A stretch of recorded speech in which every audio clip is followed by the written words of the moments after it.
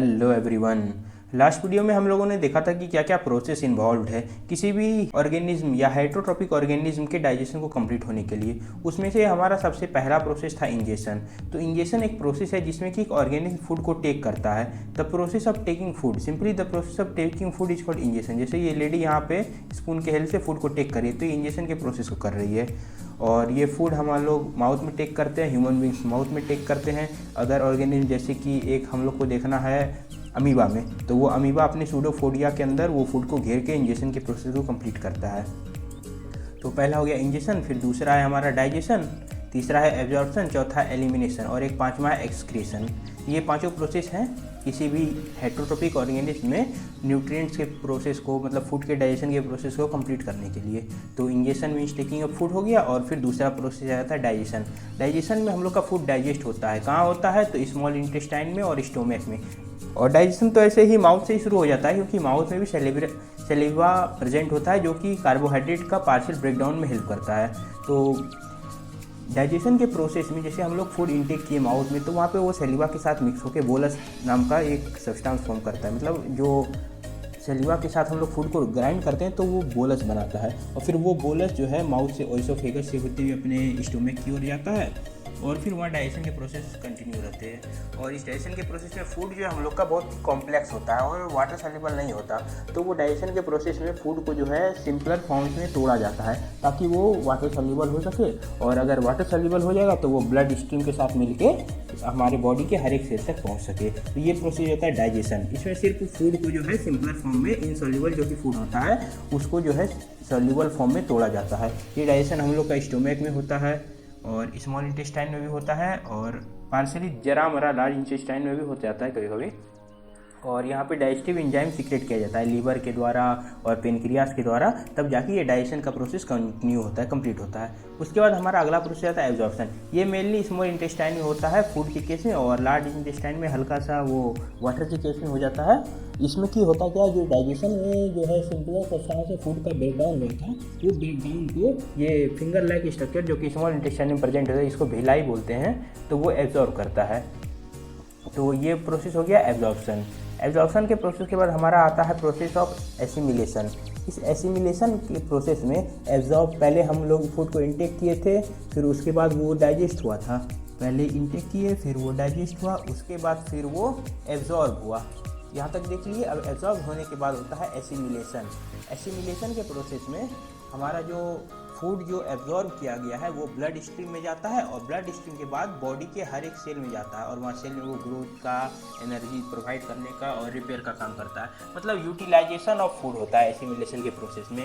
Food utilise हो जाता है एसिमिलेशन के प्रोसेस में। उसके बाद अगला आता है इजेशन। तो इजेशन मीन्स वेस्ट जो हम लोग बॉडी से बाहर निकालते हैं। ऐसा तो नहीं है कि जितना चीज़ हम लोग खाते हैं सब डाइजेस्ट हो जाता है, कुछ अनडाइजेस्टेड सब्सटेंस भी बच जाता है, तो वो हम लोग जो है वेस्ट के रूप में बॉडी से बाहर निकाल देते हैं। ये प्रोसेस आता है इजेशन। और ये पांचों प्रोसेस हर एक हेटेरोट्रॉपिक ऑर्गेनिज्म में होता है। जितना भी हेटेरोट्रॉपिक ऑर्गेनिज्म है उसमें न्यूट्रिशन के लिए ये पांचों प्रोसेस होगा, जिसमें कि पहला होगा इंजेशन, डाइजेशन, एब्जॉर्प्शन, एलिमिनेशन और फिर पांचवा एक्सक्रीशन।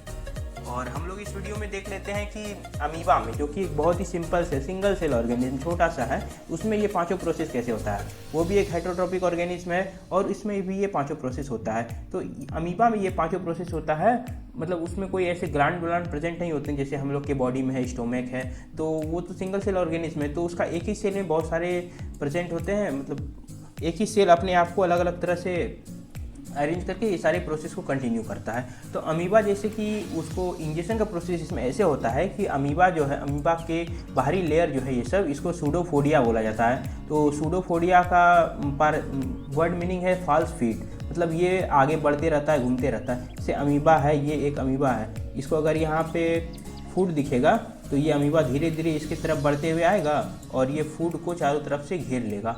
जब ये फूड को चारों तरफ से घेर लेगा तब वो फूड वो अमीबा के अंदर हो गया, तो ये इसका इंजेशन का प्रोसेस हो गया। उसके बाद फिर डाइजेशन इन अमीबा। तो जब वो फूड को चारों तरफ से घेर लिया होता है तब एक फूड वैक्यूल क्रिएट हो जाता है उसी सेल के अंदर। ये फूड वैक्यूल यहाँ है, ये क्रिएट हो जाता है और ये फूड वैक्यूल वो घेरा हुआ फूड के ऊपर कुछ एंजाइम सीक्रेट कर देता है। जो सूडोफोडिया ये है ना, ये घेरा था ना इस फूड को, तो उस फूड को जो घेरा उसके ऊपर फूड वैक्यूल जो है आके एंजाइम सीक्रेट कर देता है, और वो एंजाइम जैसे सीक्रेट होता है वो फूड जो है ब्रेक डाउन हो जाता है स्मॉल मॉलिक्यूल्स में, जो कि सॉल्युबल होता है और अमीबा की बॉडी के द्वारा एब्जॉर्ब कर लिया जाता है। फिर एब्जॉर्प्शन इन अमीबा, वही जो जैसे फूड वॉक्यूल जो है अपना जो है एंजाइम छोड़ा था उस फूड के ऊपर, तब जो है वो फूड जो है सिंपलर सब्सटेंस में टूट गया। उसके बाद जब सिंपलर सब्सटेंस में टूट गया तब उसको जो है एब्जॉर्ब कर लिया गया। जब एब्जॉर्ब कर लिया गया तब वो अमीबा का एब्जॉर्प्शन का प्रोसेस हो गया। उसके बाद फिर आ जाता है एब्जॉर्प्शन के बाद एसिमिलेशन इन अमीबा। तो वही फूड वॉक्यूल से जैसे अमीबा के फूड के ऊपर फूड वॉक्यूल जैसे एंजाइम रिलीज किया था तो वो फूड जो है पूरा टूट गया। उसके बाद फिर वो अमीबा जो एब्जॉर्ब कर लिया, और अमीबा जो एब्जॉर्ब कर लिया तो अमीबा के इसमें जो प्रेजेंट होता है साइटोप्लाज्म, तो वो साइटोप्लाज्म जो है ये साइटोप्लाज्म जो है लिक्विड लाइक स्ट्रक्चर होता है। इसमें फूड का न्यूट्रिएंट जो एब्जॉर्ब हुआ है वो चारों तरफ घूम के हर एक एरिया को न्यूट्रिशन प्रोवाइड कर देता है।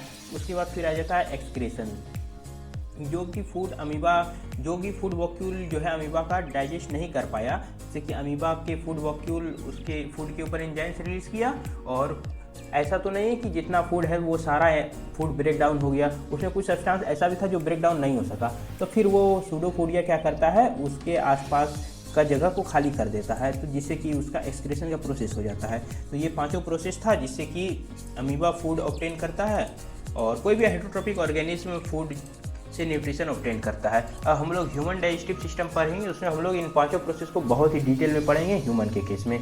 Thank you.